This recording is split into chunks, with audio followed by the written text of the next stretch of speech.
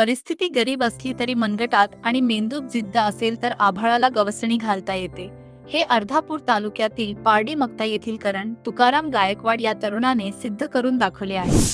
महाराष्ट्र लोकसेवा आयोगाच्या परीक्षेत यश संपादन करत करणची महसूल सहाय्यकपदी निवड झाली असून त्याच्या या यशाचे सर्वत्र कौतुक होत आहे. करणचा इथपर्यंतचा प्रवास अजिबात सोपा नव्हता. घरात 18 विश्व दारिद्र्य असतानाच 4 वर्षांपूर्वी वडिलांचे निधन झाले. वडिलांचे छत्र हरवल्याने कुटुंबाची सर्व जबाबदारी तरुण वयातच करणच्या खांद्यावर आली. आई, एक बहीण आणि एक भाऊ यांच्या पालनपोषणासाठी त्याने अहोरात्र कष्ट उपसले. पारडी मक्ता सारख्या छोट्या गावातून अत्यंत हलाखीच्या परिस्थितीतून पुढे आल्या करणच्या या यशामुळे पंचक्रोशीत आनंदाचे वातावरण आहे. कष्टकरी आणि शेतमजूर आईच्या डोळ्यांतील आनंद अश्रू आज तिच्या मुलाच्या कष्टाचे फळ असल्याचे सांगत आहेत.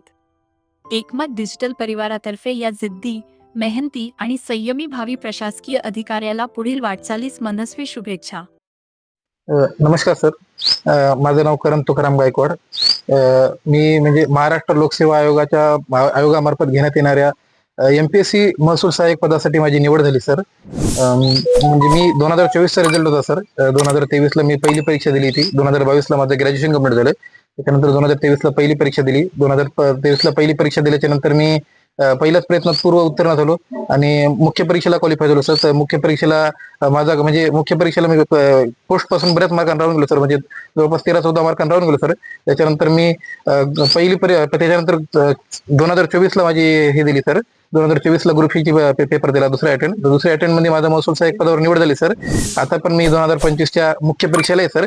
17 मेला मुख्य परीक्षा आहे. 17 मेला पण मला या परीक्षेमधून पण आहे ना सर, मला म्हणजे यश काढायचं, म्हणजे कुठल्याही हालतीत पोस्ट काढायची सर, खूप अभ्यास करून. तर मी 1ली ते 4थी माझं मात्र म्हणजे जिल्हा परिषद मध्ये शाळा झाली सर. माझ्या गावातच पारडीतच शिकलो सर मी. त्याच्यानंतर 5वी 6वी मी राजाबाई हायस्कूलला शिकलो. त्याच्यानंतर 7वीला मी म्हणजे माझ्या वडिलांना, माझ्या आत्याची मुलगी आहे पालमला, त्या ठिकाणी मला टाकलं सर. मी 7वीला ममता शाळा म्हणून एक पालमला, तिथे गेलो. त्याच्यानंतर 8वीला मी आदिवासी आश्रमशाळेत शिकलो सर. 11वी 12वी पण मी आश्रमशाळेतच केली सर, बनवस मध्ये. त्याच्यानंतर मी ऍडमिशन यायला गेलं सर, गुरु गोविंद सिंग पत्रकारिता महाविद्यालयाला ऍडमिशन केलं. 2022ला माझं ग्रॅज्युएशन कंप्लीट झालं. म्हणजे 2022लाच माझे वडील पण एक्सपायर झाले सर. 16 जानेवारी 2022ला वडील एक्सपायर झाले आणि 2022ला जून मध्ये माझं ग्रॅज्युएशन पण कंप्लीट झालं सर. त्याच्यानंतर मी दीपस्तंभला गेलो. तिथून म्हणजे खरं मी असं मुलं म्हणजे वाचून दाखवायचे मला. खरं आता बोर्डावरचं लहानपणापासून नाही दिसायचं सर. बोर्डावरचं याच्यावरच मी मला गणित आहे ना, सोडवायचे, हे करायचे असले तर खूप मला या गोष्टीत लिमिटेशन होते सर. मग मला एकदम शून्यातून सुरुवात करायची सर. मग त्याच्यामुळे मी स्टेट बोर्ड वगैरे सगळं वाचून, सगळं हे करून मी म्हणजे सुरुवात केली सर माझ्या याची. त्याच्यानंतर सर म्हणजे वडिलाचं, आता माझ्या बहिणीचं लग्न झालं सर 2021 मध्ये. 21 मध्ये लग्न झाल्याच्या नंतर मग आता त्याचे गट मिट उचलले होते सर, फायनान्स वगैरे, लोन वगैरे उचलले होते. तर हप्त्याला म्हणजे 1300-1400 रुपये भरावे लागायचे. आणि वडिलाला पण त्यावेळेस म्हणजे काही काम वगैरे व्हायला गेलं तर सर, त्यांची तब्येत हमेशा आजारी राहायचे ते. तर त्या काळामध्ये पण सर म्हणजे खूप कामं केले सर मी. खेळायच्या गाड्या भरले, झाडं वाहिले संध्याकाळी. त्याच्यानंतर वाढायचे कामं केले सर मी. रोडच्या कामाला होतो मी. KT कंपनी आहे ना, KTL कंपनीमध्ये, तिथं पण ते ब्रिजचे दगड वगैरे उचलायला ह्याला तिथं पण होतं सर. तिथं पण कामं केले. त्याच्यानंतर म्हणजे कामं आयुष्यात खूप केले सर. हळद वगैरे काढायला असेल, कापूस वेचायला असेल, खूप खूप कामं केले सर मी. कामं म्हणजे हे केले. त्याच्यानंतर म्हणजे वडील अचानकच हरवले. म्हणजे वडिलाचं छत्र हरवल्याच्या नंतर माझ्यावर म्हणजे जबाबदारी लिहिली सर. त्याच्यानंतर मग घरची पण माझ्या परिस्थिती, असं काही शेतीबाडी नाही, काही नाही सर मला. आणि इकॉनॉमिक सोर्स असा कुठलाच नाही सर. म्हणजे पैसा कशातून यावं, कष्टातून यावं, कामातून यावं. मला शिकायची पहिल्यापासून जिद्द होती सर.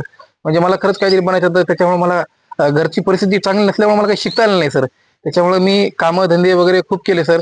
त्याच्यानंतर थोडंसं घरचं म्हणजे लोन, म्हणजे फायनान्सचे हप्ते ते फिटल्याच्या नंतर सर मी मग असं आता तिकडे गेलो सर. मी तिकडे पण म्हणून मला संस्था भेटली, तिथे गेलो मी. बार्टीची पण स्कॉलरशिप, बार्टीचं पण भेटलेलं आहे सर मला. बार्टीची स्कॉलरशिप घेतली. त्याच्या माध्यमातून पण म्हणजे त्यांचा पण आधार झाला सर, बार्टी संस्थेचा. अशा पद्धतीचे झालं सर माझं.